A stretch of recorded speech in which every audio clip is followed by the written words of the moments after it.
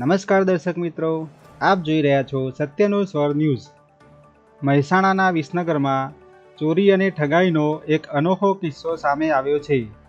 વાત એવી છે કે વિસનગરની જ્યોતિ હોસ્પિટલના પાર્કિંગમાંથી બાઇક ચોરી થયા બાદ ચોરીનો ભોગ બનનાર યુવક સાથે સોશિયલ મીડિયાના માધ્યમથી ઓનલાઈન ઠગાઈ થઈ હોવાનો ચોંકાવનારો કિસ્સો પ્રકાશમાં આવ્યો છે। એક તરફ બાઇક ગુમાવવાનું દુઃખ અને બીજી તરફ બાઇક પરત મળવાની આશામાં ઠગનો શિકાર બનેલા યુવકે હવે મહેસાણા પોલીસ પાસે મદદની ગુહાર લગાવી છે।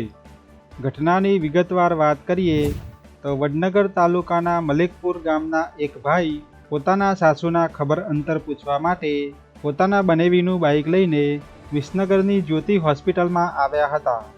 તેમણે હોસ્પિટલના પાર્કિંગમાં બાઇક પાર્ક કર્યું હતું।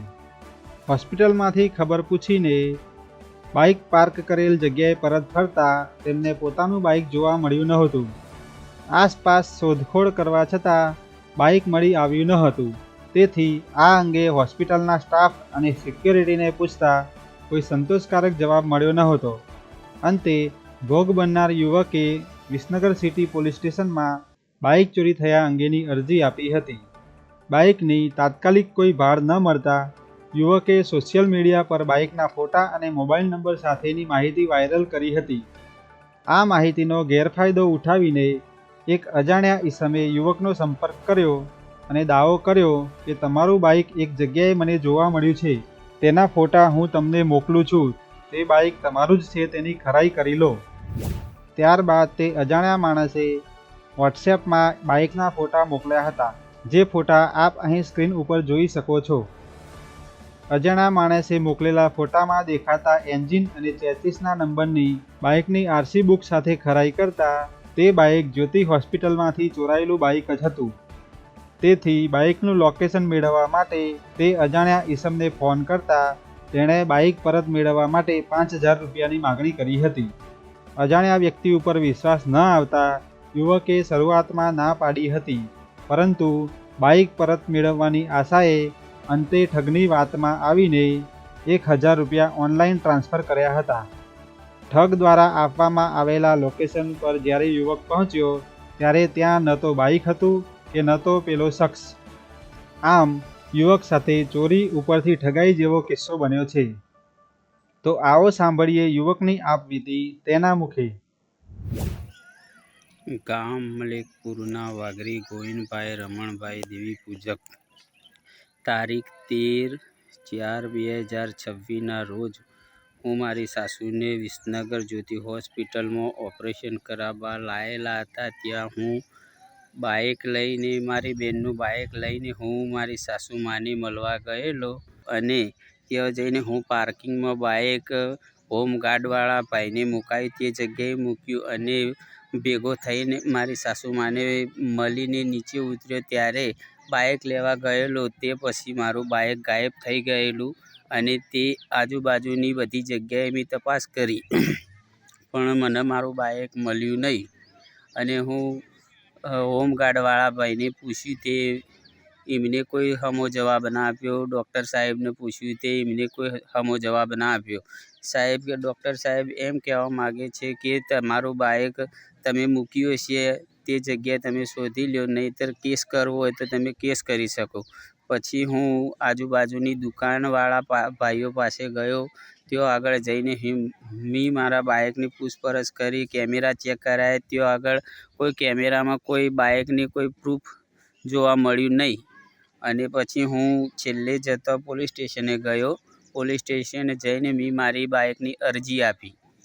બાઇકની અરજી આપીને હું પાછો હોસ્પિટલે ગયો। 7 વાગ્યા સુધી બેઠો પણ મારા બાઇકની કોઈ ભાળ મળી નહીં અને 13 તારીખના દિવસે બાઇક ખોવાયું અને 14 તારીખના 1:30 થી 2ના ગાળામાં એક ભાઈનો ફોન આવ્યો મારી ઉપર। તે એ ભાઈ એમ કહેવા માગે છે કે ભાઈ મારી ઘરની આજુબાજુ પાડોશીમાં એક બાઇક પડ્યું નંબર પ્લેટ આગળ પાછળ નથી અને નંબર પ્લેટ વગરનું બાઇક છે। તે કે મને શક પડે છે કે તમે હું તમારા બાઇકનો તમે આરસી બુકમાં નંબર ચેક કરો તો હું તમારા બાઇકના ફોટા નાખું.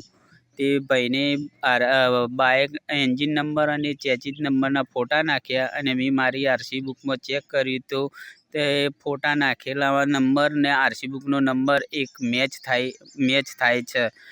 પછી મેં ભાઈ કહે કે હું બાઇક બતાવું તો તમે એની બદલેમાં મને શું આપશો? તો મેં કીધું ભાઈ તમારે જે ચા પાણીનો ખર્ચો જોઈએ તે મને હું તમને આપીશ. અને મારી બેનનું બાઇક છે ને યાર, મેં રિક્વેસ્ટથી વાત કરી, કીધું મને બાઇક તમે બતાવો તો હું તમને ચા પાણીનો ખર્ચો જે 1000-2000 જોતા હોય હું તમને આપું. તે ભાઈ કે 5000 રૂપિયા તમે આપો તો હું તમને બાઇક બતાવું. તે મેં બાઇક લેવા માટે એને લોકેશન નાખ્યું. એ જ લોકેશન પ્રમાણે હું ગયો. મહેસાણા રાધનપુર ચોકડીનું લોકેશન નાખ્યું. તે જગ્યાએ હું ગયો.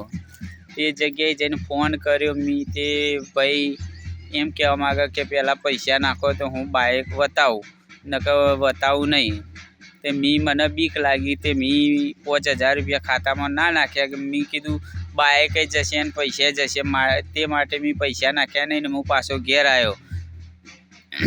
ઘેર આવ્યા પછી પાછો ભાઈનો ફોન આવ્યો. તે ફોનમાં વાતચીત બધી કરે, પણ પૈસા નાખો તો કે બાઇક બતાવો. પણ મને પૈસાની બીક હતી કે બાઇક જાય ને પૈસા જાય, માટે મેં પૈસા ના નાખ્યા. છતાં છેલ્લા 10-12 દિવસ થયા પછી પાછો મેં ફોન કર્યો. તે ભાઈને વાત કરી કે તમે 5000 તો નહીં પણ 1000 રૂપિયા નાખો તો હું તમને બાઇકનું એડ્રેસ બતાવું, બાઇક બતાવું અને તમારે હું બતાવું એ જગ્યાએથી લઈ આવવાનું. તે મેં એ જગ્યાએ ગયો.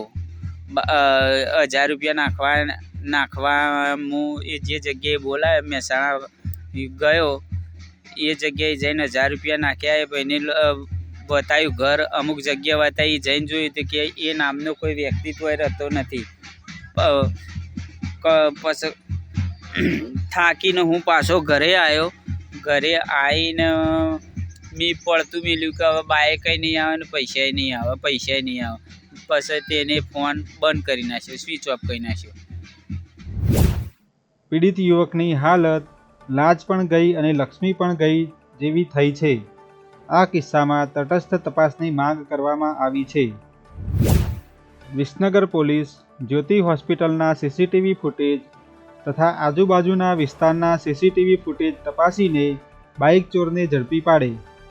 મહેસાણા સાયબર સેલ અસરકારક કાર્યવાહી કરીને જે મોબાઈલ નંબર અને બેંક ખાતામાં 1000 રૂપિયા ટ્રાન્સફર થયા છે તેની તપાસ કરીને ઠગાઈ કરનાર શખ્સને જેલના સળિયા પાછળ ધકેલે. હવે જોવાનું એ રહે છે કે મહેસાણા જિલ્લાની સ્માર્ટ પોલીસ આ ગરીબ પરિવારને ન્યાય અપાવવા માટે કેટલી ઝડપી કાર્યવાહી કરે છે. આભાર.